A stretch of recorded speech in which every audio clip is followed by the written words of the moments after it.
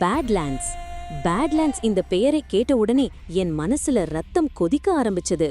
ஒரு காலத்துல பைக்கு பின் சக்கரத்துல வேற யாரும் இல்லாத அவங்க காலத்துல பிரெடிட்டார் பில்லாவே பயத்தை உருவாக்கினான். ஆனால் இப்போ இந்த 2025ல வர படம் பார்த்த உடனே ஒரு டப்பா தீப்பொறி போலவே ஆனேன்.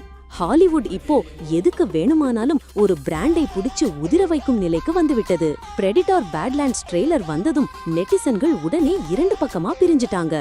ஒரு பக்கம் வாவ், பிரெடிட்டார் இப்போ ஹீரோ போலவே நடிக்கிறான், என்ன ஆச்சரியம் என்று சீட்டமடிக்கிற கூட்டம். இன்னொரு பக்கம் அடடா, சினிமா படைக்க வேண்டியவர்கள் ஏன் சும்மா சோழ வேலையா பண்ணுறாங்க என்கிற கேள்விக்குள் மூழ்கிய ரசிகர்கள். படத்தின் பிளாட் சொன்னா, ஒரு இளமை பேற்ற பிரெடிட்டார் டெக் தன்னுடைய குலத்திலிருந்து தூக்கி வீசப்பட்டவன் ஒரு ஏலியன் பேரரசின் அபாயகரமான பாலைவன உலகில் வாழ்ந்து கொண்டு ஒரு வெய்லண்ட் யுடானி ஆண்ட்ராய்டான தியா எல் ஃபேனிங்குடன் கூட்டணி சேருகிறான். பின்னாடி ஒரு புடிச்சு போட்டிருக்கும் பீதிகரமான ஜெயண்ட் கிரீச்சர்ஸ், டைனசார்ஸ், ஹியூமனாய்ட்ஸ், ஹைபிரிட் எக்ஸோமார்ஃப் எலும்புக்கூடுகள் எல்லாமே ஒரு அழிவுக்கான மரபு.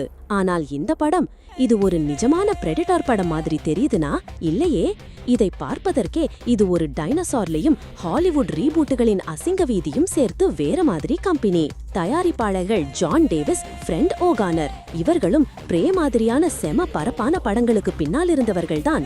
ஆனால் இந்த முறை டைம்லைன் பாருங்க. ஒரு பிரெடிட்டார் தான் ஹீரோவா மாறுகிறான், ஒரு ஆண்ட்ராய்டுடன் சேர்ந்து அதிசய கிரகத்தில் போராடுகிறான். அது மட்டும் இல்லாம இந்த யூனிவர்ஸ்ல இண்டிபெண்டன்ஸ் டே ஹார்வெஸ்டர் ஏலியன்ஸ் கூட இருக்கிற மாதிரியான டீசர்ஸ். இதெல்லாம் நம்ம படங்களுக்குள்ள வேற யூனிவர்ஸை இணைக்கிற மாயை. நம்மிடம் நேர்மை இல்லாதது போலவே இருக்குது.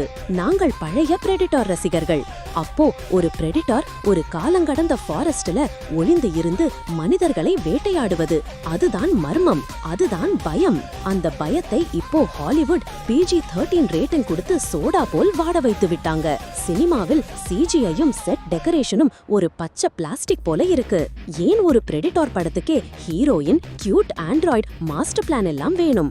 ஏன் ஏன் ஹாலிவுட் இப்படி ஒரு கதை சொல்ல முடியாமல் ஒன்றின் மேல் ஒன்றை வாரி வாரி பாவிக்கின்ற அளவுக்கு பிழை செய்கிறார்கள்? ஏன் நம்முடைய பிரெடிட்டார் இப்போ ஒரு யாரும் கேட்காத யவுட்டா சண்டைக்காரனாக மாற வேண்டியது? ஒரு சமயம் பயத்துக்கு அடையாளமானவன் இப்போ ஏலியன்களுடன் கூட்டணி சேரும் ஹீரோ. இல்ல, இது படம் இல்ல, இது வெறும் கோஸ்டம் ஃபார்மா இருந்தாலும் நம்புவேன். ட்ரெய்லர் பற்றிய ரசிகர்களின் கருத்துகள் வேற லெவல்.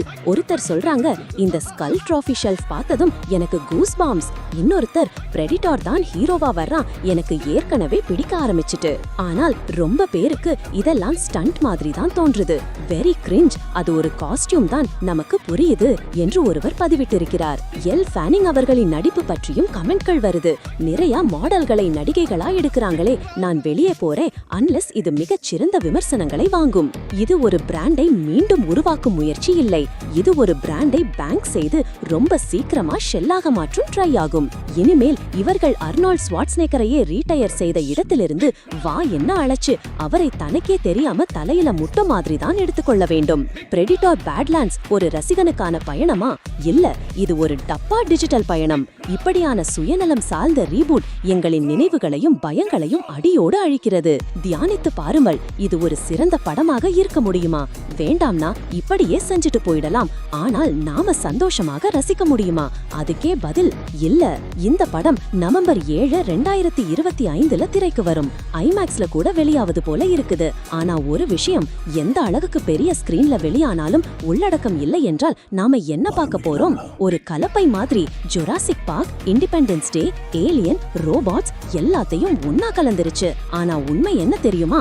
உண்மையான பிரெடிட்டார் படம் ஒண்ணுதான். அவன் கண்ணில் சுடரொளி இருந்தோ இல்லையோ, நம்ம மனசுல பயத்தை கிளப்பும் ஒரு மிரட்டல். அது இப்போ மரணமடைந்தது போலவே தெரிகிறது. மறுபடியும் சொல்றேன், பிரெடிட்டார் பேட்லேண்ட்ஸ் இது ஒரு டெரிஃபிக் பைல் ஆஃப் கார்பேஜ். எனக்கு வேற சொல்ல வார்த்தை கிடைக்கல. ஆனால் நம்ம எல்லாம் ஏமாந்து விடக்கூடாது. பிரே போல் இது போதும், இனி வேண்டாம். ஒரு கதையை அழகு பண்ண முடியாதவர்களிடம் அந்த கதையை விட்டுவிடணும். அதுதான் உண்மையான கலைஞரின் மரியாதை. பிரெடிட்டார்க்கு அதை கொடுக்கிறவனே பெருமையடையக்கூடியவன்.